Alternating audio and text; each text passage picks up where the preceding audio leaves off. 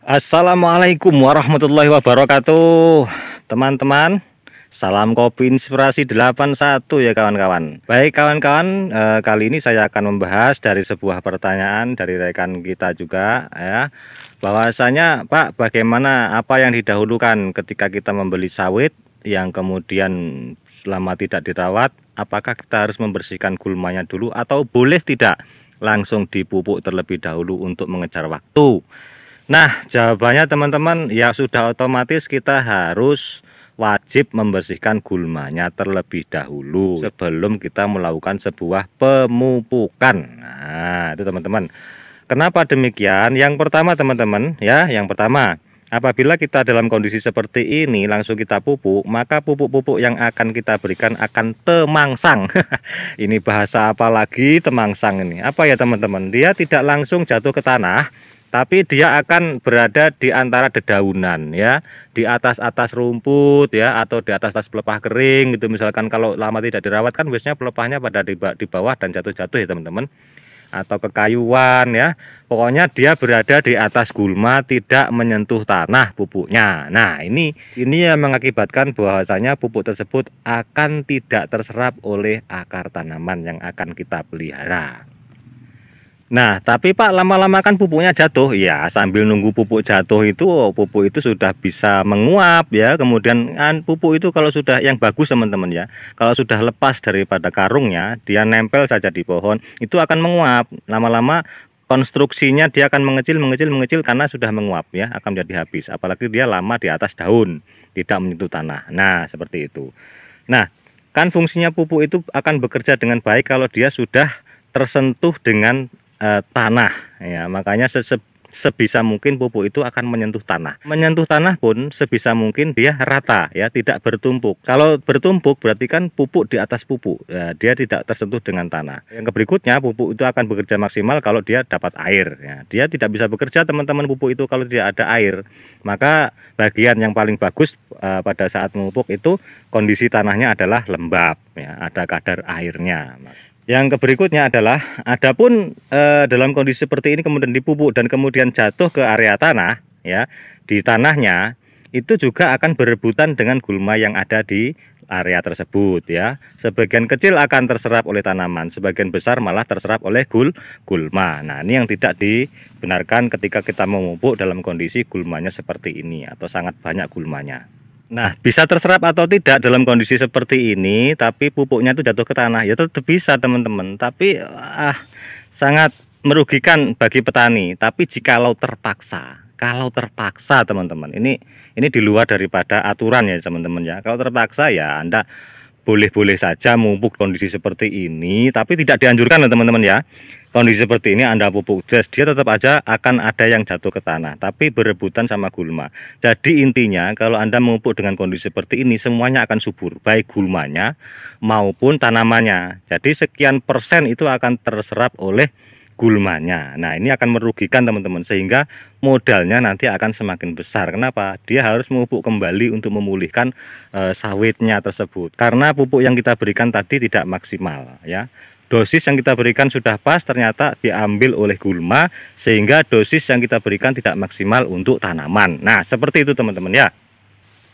Maka seyogianya dalam kondisi seperti ini kita bersihkan dulu gulmanya sekitar 2 meter ya teman-teman ya, sekitar minimal ya 1,5 meter atau 2 meter untuk area pemupukan. Bagian-bagian yang seperti ini, yang kayu-kayuan seperti ini, yang bentuknya kayu begini, sebaiknya dicabut atau dicangkul.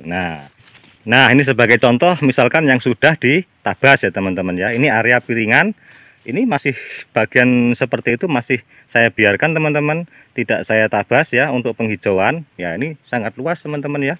Ya, area kosong ya, area pernapasan kita berikan. Kemudian area piringan kita tabasi area piringan ini. Kemudian pasar pikul juga kita berikan ya, untuk jalur muat sawitnya ya.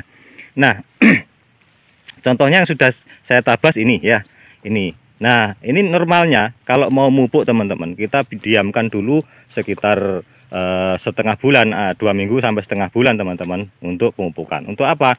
Kalau kita mencabut bagian-bagian yang misalkan ada kekayuan, maka area tanah itu sudah kembali normal,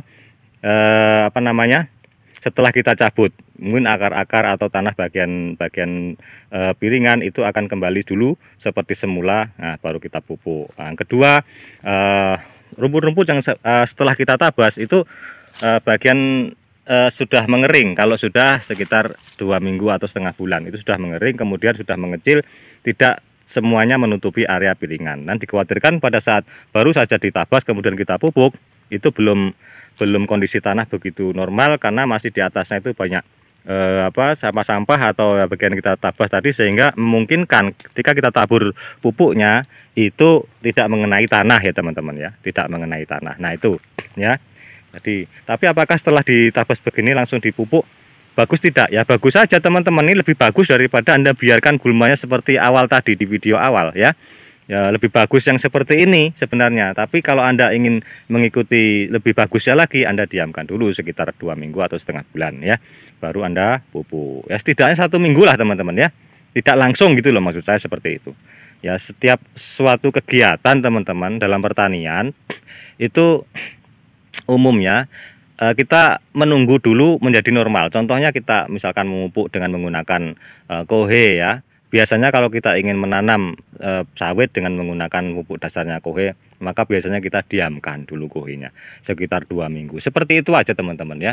Karena potensinya akan lebih bagus ketika dia sudah terkena udara ya, kemudian kena panas, kena hujan dan sebagainya, dia akan mengkondisikan kohe itu dengan alam. Nah, itu sudah normalnya seperti itu. Ini juga sama. Jadi kalau sudah kita tabas itu akan mengkondisikan area sekitarnya terlebih dahulu sekitar 2 minggu. Jadi tidak kaget gitu loh teman-teman ya, maksudnya begitu. Ya kalau Anda cari di buku ini nggak ada teman-teman ya. Cuman orang bertani itu akan tahu kondisinya setelah berpengalaman sekian tahun ya teman-teman ya, seperti itu. Nah, saya kira itu teman-teman. Semoga bermanfaat bagi kawan-kawan semuanya. Video kali ini untuk membahas tentang bagaimana apakah pemupukan dilakukan terlebih dahulu atau gulmanya dibasmi atau dibersihkan terlebih dahulu. Boleh teman-teman Anda menyemprot boleh, atau Anda dengan cara menabas juga boleh. Anda cara mencabuti rumputnya juga boleh ya teman-teman ya. Ini kok banyak sekali buahnya teman-teman yang masak. Ini 1, 2, 3, 4 ya. Ada 4, 5. Wih, banyak sekali teman-teman yang masak. Ada 5. Ada 5, 6. Ada 6 yang masak teman-teman ya. Dalam satu pohon ini. Wah, luar biasa nih teman-teman ya. Ada 6 yang masak ya. Oke ya. Nah, saya kira itu. Jadi jangan dibiarkan gulmanya itu menutupi piringan ketika hendak dipupuk ya teman. Nah ini belum. Nah kalau seperti ini bisa aja saman pupuk sebelah sininya teman-teman, bisa aja ya. Ini kan gulmanya sedikit. Kalau yang seperti di video awal gulmanya sangat menutup piringan, nah itu tidak dianjurkan untuk dipupuk langsung. Baik, sampai di sini sedikit video dari saya. Semoga bermanfaat buat teman-teman yang sedang sama-sama belajar menangani sawit ya. Wabillahi taufiq wal hidayah. Salah hilap mohon maaf. Assalamualaikum warahmatullahi wabarakatuh.